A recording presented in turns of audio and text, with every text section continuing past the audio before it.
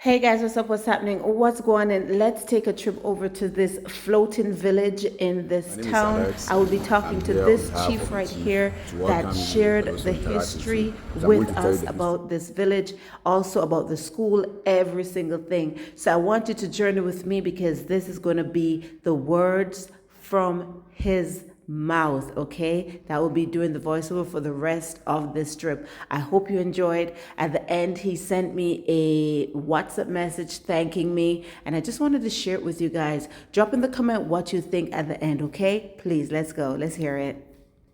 My name is Alex, and I'm here on behalf of the chief to welcome you and also interact with you.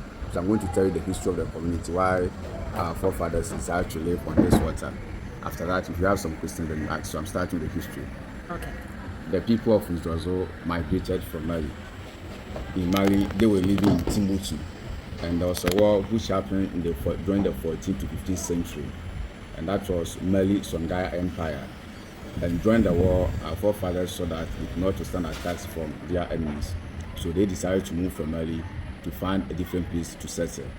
And during that time, African Christianity wasn't common, so our people they were worshiping a god, and the god takes the form of a snail. The ghost take the form of a snail? Yes, please. Okay. And there was a spokesperson that he translates anything that the God says to the rest of the people. So when they were coming, they were also led by a king called King Tekrika. So he led the people from Mali. They came across Niger through Burkina Faso, then finally they got to Ghana. So in Ghana, their first place of settlement was Wenche and Techima in the Brong-Ahafo region. From there, they came to Esiko in the western region. From Esiko, they came to Esiema. Esiema is a town in the Nzimaland along the coast. So over there, this lake, it is called Amenzro Lake, and it enters the sea at Bakanta. So when they got to the estuary, the god led the people through the water. But at that time, canoe wasn't common. So they decided to cut the big trees and tie it and make raft. So they were to make the raft, they put it on the water, they sat on it, they sailed through, then finally they got to this destination. So when they came, it was only the lake that was here. There was no structures, there was no people living here. They decided to put up the structures to live here. The reason why they ended up living on this community was as a result of safety and security. They were having it in mind that at first they were on land and they were attacked by some people. So if they put up their structures on water and live there, it will be safe for them. People find it difficult to come and attack them. That was why our forefathers ended up living on this water.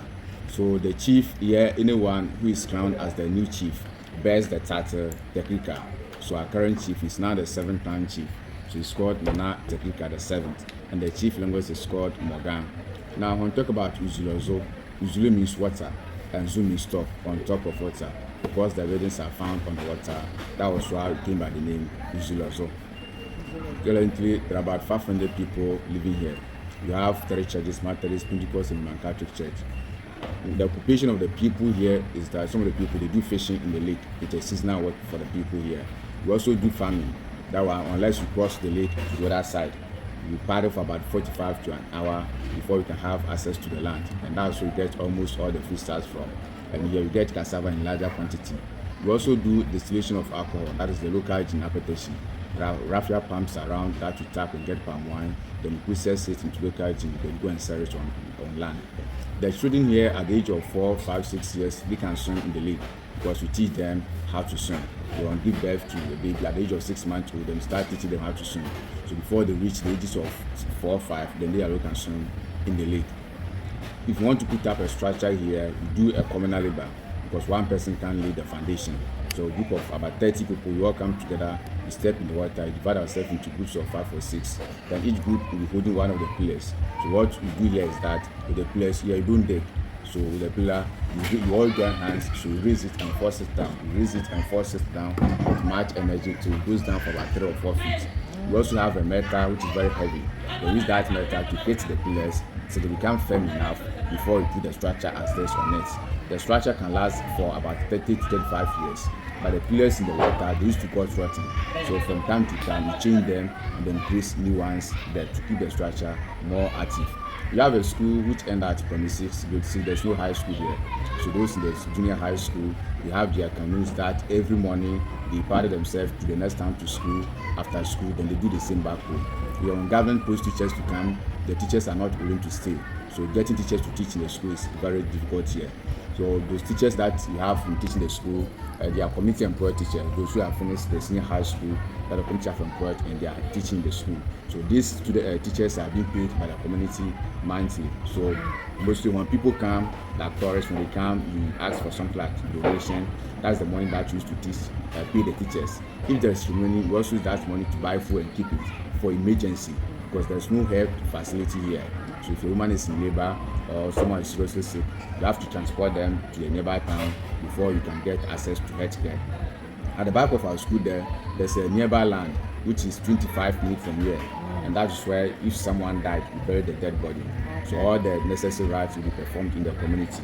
After that, you put the corpse in the coffin, put the coffin in the canoe, you party for about 25 minutes, when you get access to the land, then you bury the dead body over there. When you go a little higher, there's a nearby village called Nyokazo.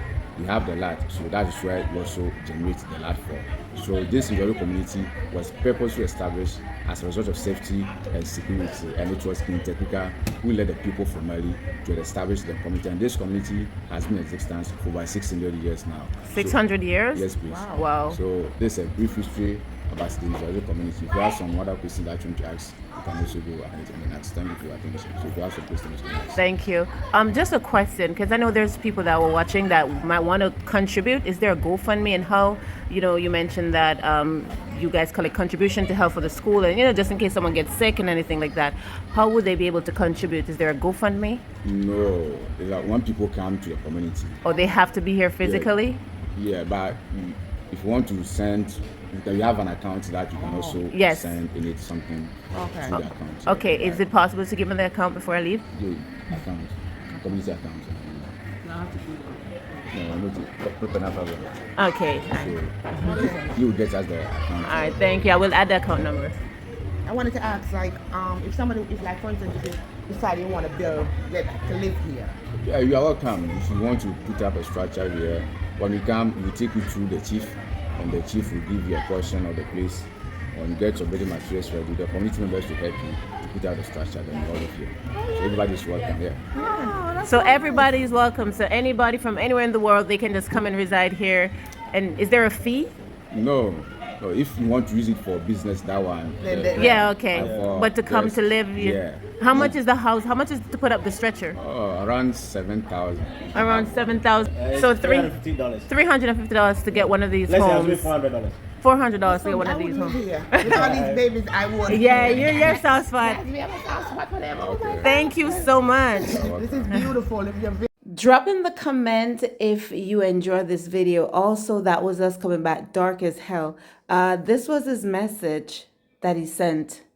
Let me just say the shout out to Michelle, my travel partner. We had such an amazing time. We were dancing with the kids. They were so hyped. We bought out the entire bar. Let me just say that. Also, to anyone that wants to contribute to this village, comment, contribute below, and I will inbox you. Thank you guys so much. I hope you enjoyed this video. Share.